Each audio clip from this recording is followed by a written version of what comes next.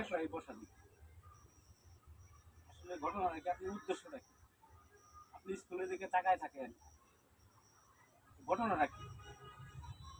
আপনার মতলব ভালো লাগে না? আপনার মতলব ভালো দেখতে আসি না? সাবধান, সাবধান করে দিলাম। আপনার জন্য এই স্কুলের গেটে আর দেখি না। ঠিক আছে? আর যেন দ্বিতীয়বার দেখি না।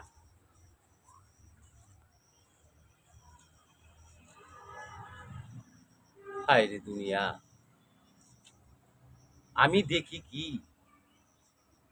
আর মানুষে ভাবে কি, এই হইল মানুষের চরিত্র। অঙ্কিতা, নমস্কার। নমস্কার, বসেন ভাই, বসেন। ভালো আছেন? হ্যাঁ ভাই, আছি ভাই। ভাই ভাই একটা কথা কই। বলেন। আমি দূর থেকে দেখলাম একটা লোক জানি আপনি কি বলে গেল। আরে ভাই, হুম। আপনি তো আমার অনেক দিনের পরিচিত মানুষ, হ্যাঁ। আমার অন্তরের মানুষ। হ্যাঁ। আমি যে এখানে কেন বইসা থাকি হুম। সেটা আপনি জানেন, হ্যাঁ আমি জানি। কিন্তু উনি জানে না। তাই বলছিলাম। কারণ আমার দুঃখের কথা আপনি জানেন হুম। আর আমি জানি, উনি জানবো কোথেকে? এই স্কুলটার মধ্যে আমার 3টা সন্তান পড়াশোনা করত হুম। অনেক দিন আগে, হুম। কিন্তু এই স্কুলটার মধ্যে আমি সন্তান গিলে খেলতাম, ঘুরতাম, ওদেরকে দেখশন করতাম। হুম। আজকে এই ছেলে পেলে গেলে আমার অনেক বড় হয়ে গেছে, বৃদ্ধ হয়ে গেছি গা ভাই। হুম। এখন তো আর কোনো নিজের ছেলে পেলে নাই। হুম। তাই ওই ছেলে পেলের স্মৃতিটি ধরে রাখার জন্য স্কুলটার দিকে আবার চাই। বুঝতে পারছি। মানে উনি ভাবছে ও মতলব আমার, অন্য মাইন্ড করছে অন্য মানে। যে বয়স হয়ে গেছে, এই লোক স্কুলের বারান্দায় কেন বসে। মানে যার যে মন্তব্য আর কি, তার মন্তব্য খারাপ খারাপ লাইনে নিয়ে গেছে। ওইটি আর কি। হ্যাঁ, স্কুলটার মধ্যে তো অনেক ধরনের স্মৃতি আমাদের আসে। হুম। এক সময় যখন নাকি আমরা বিয়ে শাদী করি না ইয়া, হুম। এই নুর ইসলাম চেয়ারম্যানের আমল আছিল, হুম। এই কস্তুরি মাইরা সেই কস্তুরি বিক্রি কইরা সেই হুম। টাকাটা মাটি ফেলাইছে। হুম। কত জায়গার থেকে টিন কাটাই না এই দেশের ছেলে পেলে যারা আছে তাদের সাথে আমি খাইয়া হুম।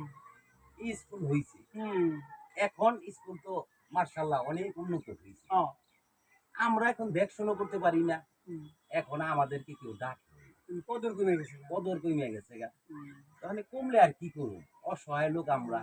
ওই সন্তানের স্মৃতিটা ধইরা রাইখাই হুম। প্রতিদিন স্কুলটার মধ্যে তাকায় থাকলে অনেক কিছু মনের ভিতরে একটা ভালো লাগে, স্বস্তির পাই আর কি। ভালো লাগে আর কি। ভালো লাগে। তো আর একটা কথা বলি, সেটা হচ্ছে আপনার ছেলে পেলে অনেক শিক্ষিত হয়েছে, হ্যাঁ, চাকরি বাকরি করে, হ্যাঁ। আপনি দেখাশোনা করে ঠিক মতো। ভাই মানে কি কমু, হুম। আপনার কথা পরের কাছে কইলে ভাই নিজেই নিজেরই একটা মন্দ কথা আয়েশা বলি। হুম। কত কষ্ট করে ছেলে পেলে লেখাপড়া শিখাইছি, হুম।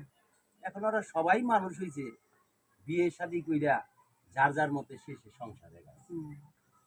ওখানে আমরা বৃদ্ধ হয়ে গেছি গা ভাই, হুম। মানে কার খবর কি রাখে আর? হুম। তা আপনি ছেলে পেলের খবর কি দাদা? আছে, কোন রকম আছে। তবে আমি একটা বুদ্ধিমানের কাম করছি, বুদ্ধিমানের আচ্ছা। এটা বিষয়ে তো আমার তো লেখাপড়া জানি না। তো শুনছি যে বেশি লেখাপড়া করাইলে, বড় বড় পাস দিলে, মানে বড় বড় চাকরি করলে তারা নাকি মা বাপরে ভাত দেয় না, আবার নাকি বৃদ্ধাশ্রমে পাঠায়। তবে এই দিকটা আমি ভালো আছি। আমার পোলা বান অত লেখাপড়া করে নাই, বুঝছে না? ওই ছোটরা অটো চালায়, বড়রা গাড়ি চালায়, ওরা দেখছেন করে। আমার মনে হয় না আমার বৃদ্ধাশ্রম যাওয়া লাগবে। আমি শুনছি শিক্ষিতরা নাকি বেশি পাঠায় বৃদ্ধাশ্রমে। আপনি কি এই অবস্থা হয়েছে ভাই? ভাই আমার তো খোঁজ খবর নেয় না, আমি এই বললাম আর কি। মানে কারে কি কমু ভাই। হ্যাঁ। যাও ঘরে আপনি যখন আইছেন, হ্যাঁ, হ্যাঁ। একটা সঙ্গী পাইছি, হ্যাঁ।